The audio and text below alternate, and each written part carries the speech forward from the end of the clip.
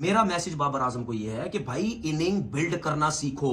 ही नहीं खेलता है, जिस तरह मैं विराट कोहली की बात कर रहा हूं, उसको देखो उसने किस तरीके से, अगर वो आपका पसंदीदा प्लेयरों में से एक है तो उसकी बैटिंग को देखो। ये जो इनिंग है ये उनके कॉन्फिडेंस के लिए बहुत इंपॉर्टेंट है and scary times for the rest of the world, जिन के भी मैच भारत के साथ हैं, बिकॉज एक ये ही रह गए थे कोहली जिसका पूरा भारत और पूरी दुनिया में जहां भी उनके फैंस बसते हैं इंतजार कर रहे थे। करते हैं ये बंदा आज की दुनिया क्रिकेट के अंदर एक ऐसी एग्जांपल है कि ये दो बैक टू बैक 100 जो आई हैं, ये जो आज यंगस्टर कुछ करना चाहते हैं जिंदगी के अंदर, तो इन 2 सेंचुरीज को अगर आप रीड करेंगे तो आपको पता चलेगा कि आज भी 37 एयर के होने के बावजूद भी 52 ओडीआई 100 लगाने के बाद भी जब आप मैदान में उतरोगे, जबकि आपके 3 दिन पहले ही आपने सेंचुरी की है, आपने स्टेटमेंट लगा दी है, लोगों के मुंह बंद कर दिए हैं, आप सेल्फ प्रिजर्वेंस बबल में जा सकते हो, आप सेल्फ ग्लोटिंग में जा सकते हो, आप एक ऐसे बबल को अपने इर्द गिर्द बना सकते हो कि मैंने अचीव कर लिया है, लेकिन उस कीड़े को कैसे मारोगे, उस जुनून को कैसे मारोगे, उस अर्ज को कैसे खत्म करोगे, उस हंगर के ऊपर कैसे ताला लगाओगे?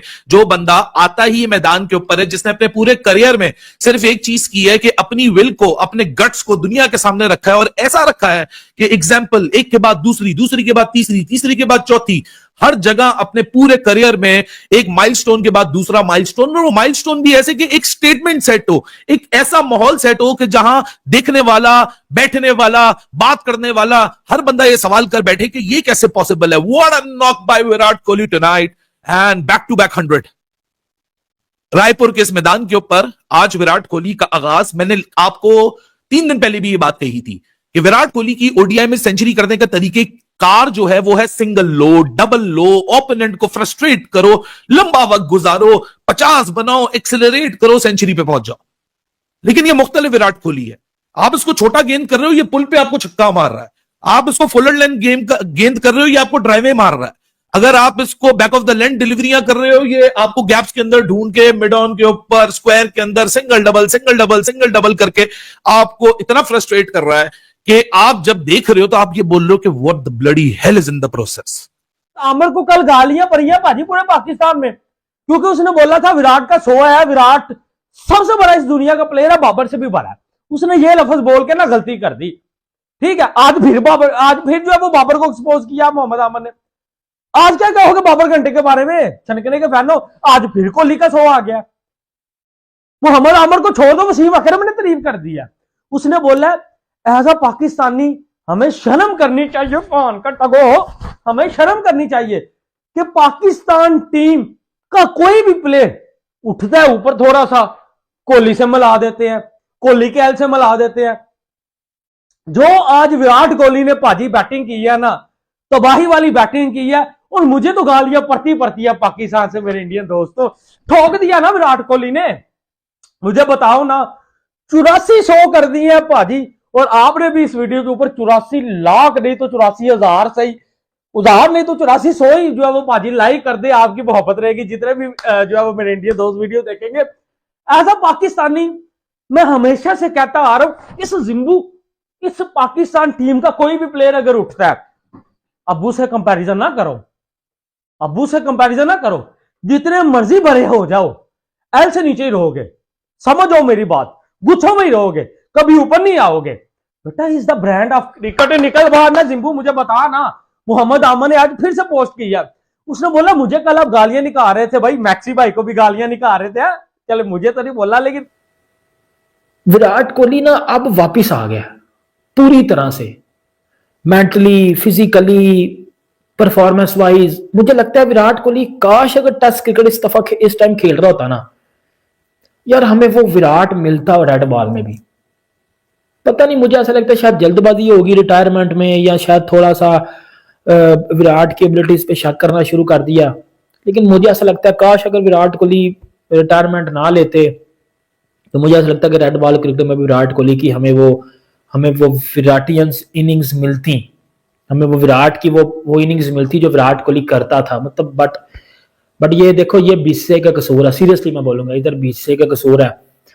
मतलब यार विराट कोहली को आप जाया कर रहे हो, मतलब मेरा दिल कहता है मैं दीवार में सर मारूं जाके अपना। आप विराट कोहली को जाया कर रहे हो मतलब यार एक बंदा जो करोड़ों में एक है, आप उसको जाया कर रहे हो, और आपने किया है। देखो बीसीसीआई को मैं एक चीज बोलूंगा, जिस टाइम आपने विराट कोहली से टेस्ट क्रिकेट की कप्तानी ली थी ना, आपने वो one of the worst decision किया था। फिर जब विराट को प्रेशराइज करके टेस्ट से रिटायरमेंट दिलवाई गई ना, तो वन ऑफ द वर्स्ट क्या, वन ऑफ द, अब मैं इधर कुछ और बोल दूंगा। आपको पता ही नहीं है हम उस बंदे से टेस्ट क्रिकेट में क्या ले सकते थे। आपने बोला कि ठीक है जी, जीजी आ गया, वो कह रहा है जी सुपरस्टार कल्चर खत्म करो जी, नए लाओ, ये अब नए ला के देख लिए हैं, नए ला के देख लिए। तीसरे पे पुजारा क्या करता था, चौथे पे कोहली क्या करता था, आके देख लिए हैं। हालाजी का वड़ा नहीं था जो पुजारा साहब अपनी बॉडी पे बालें खाते थे ऑस्ट्रेलिया में जाके, हालाजी का बड़ा नहीं था जो विराट कोहली।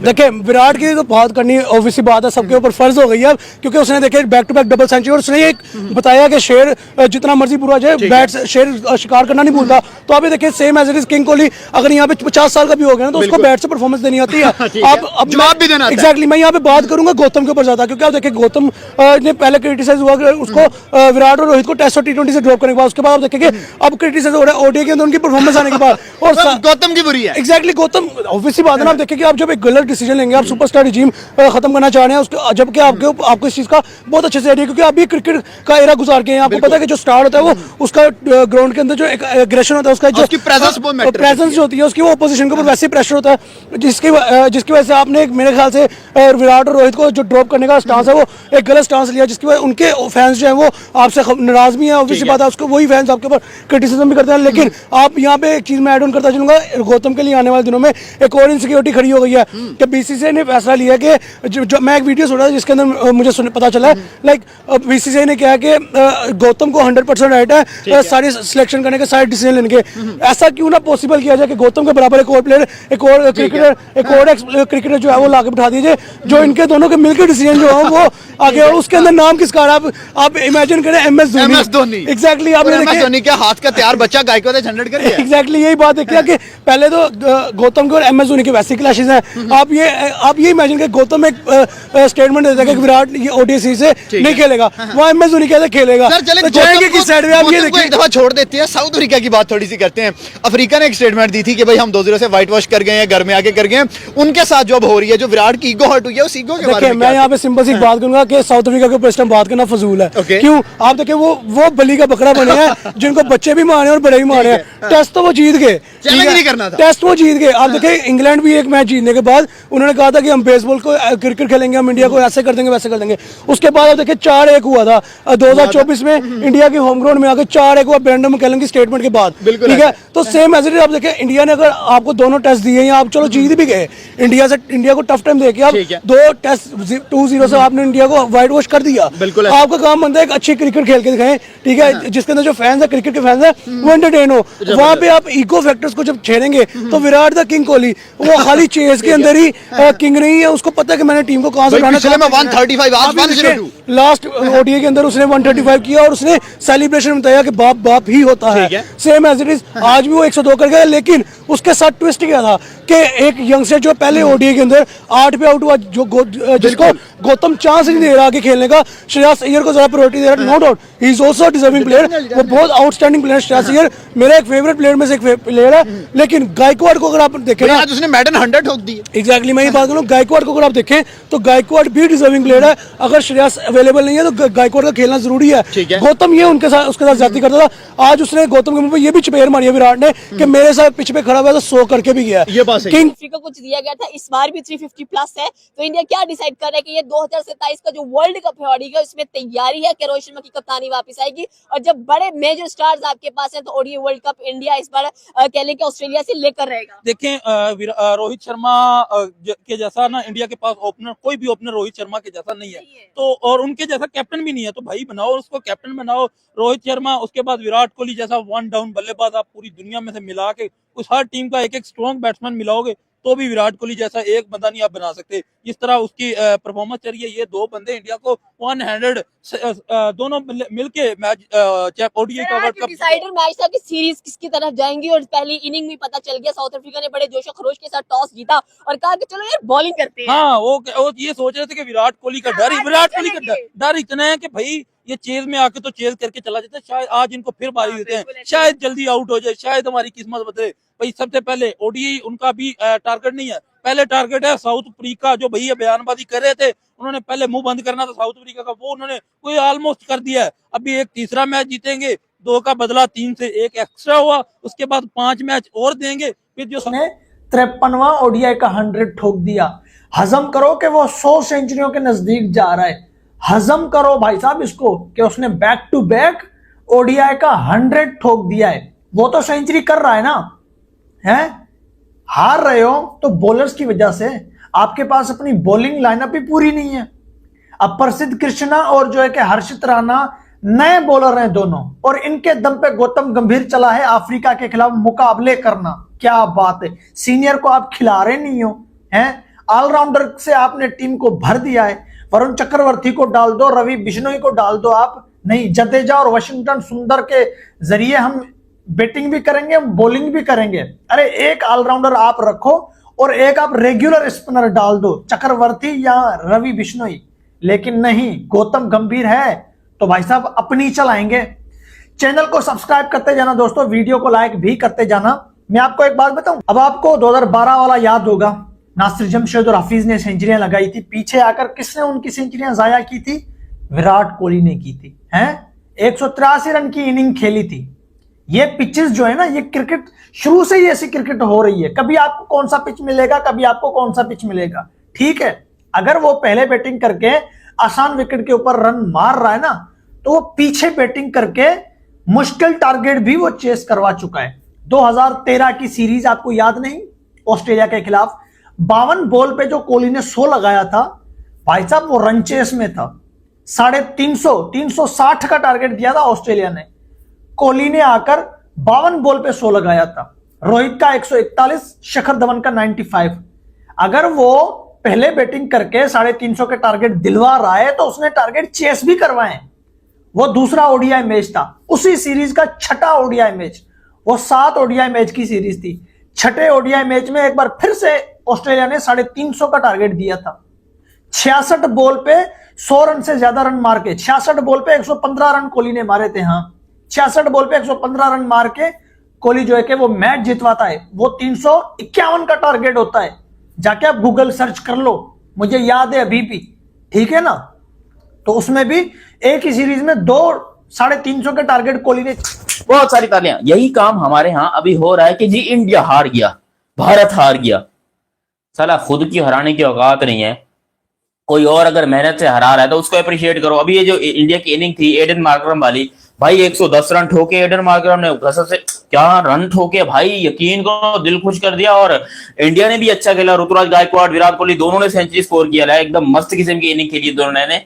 लेकिन जो इनिंग खेल गया ना लौंडा, वो एडन मार्करम खेल गया भाई। बंदे ने 90 बॉलों में 110 रन मारे, 112 के स्ट्राइक से एब्सोल्युटली सिनेमा उसने बना के रख दिया। फिर दूसरा मैथ्यू ब्रिड्स जो है उसने 68 रन की इनिंग खेली है भाई। डेविड ब्राविस ने भी यहाँ पर 1 चौका 5 छक्के से 55 रन की इनिंग खेली है भाऊ। उसके अलावा कॉबिन बॉश ने यहाँ पर 26 रन की इनिंग खेली है सिर्फ 15 गेंदों में।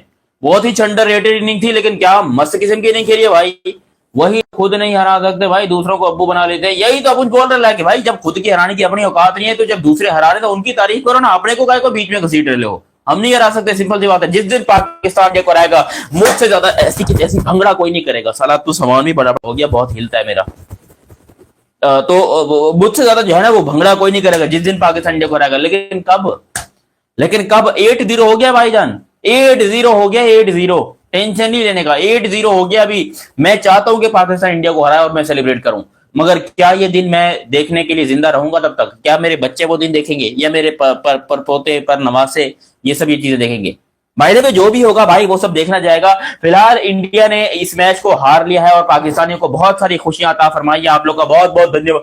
देखिए सुधीर, आप लोग का बहुत बहुत धन्यवाद। आप लोगों ने पाकिस्तान को ये जो खुशियां फरमाई है अता आपके दिल से। क्या कहते हैं, इंडिया हारता है फाइनल जीतने के लिए।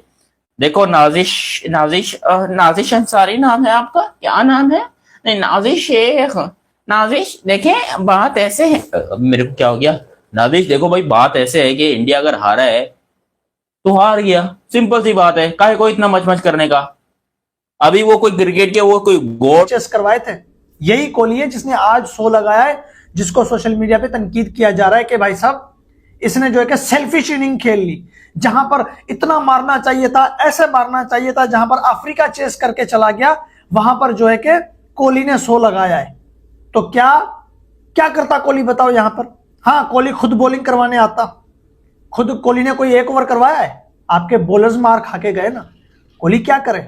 वो जो ऑस्ट्रेलिया के खिलाड़ी आकर इंडिया में 350 के टारगेट दे रहे थे, उनको तो किसी ने नहीं कहा कि जी आसान विकेट आपको मिला था।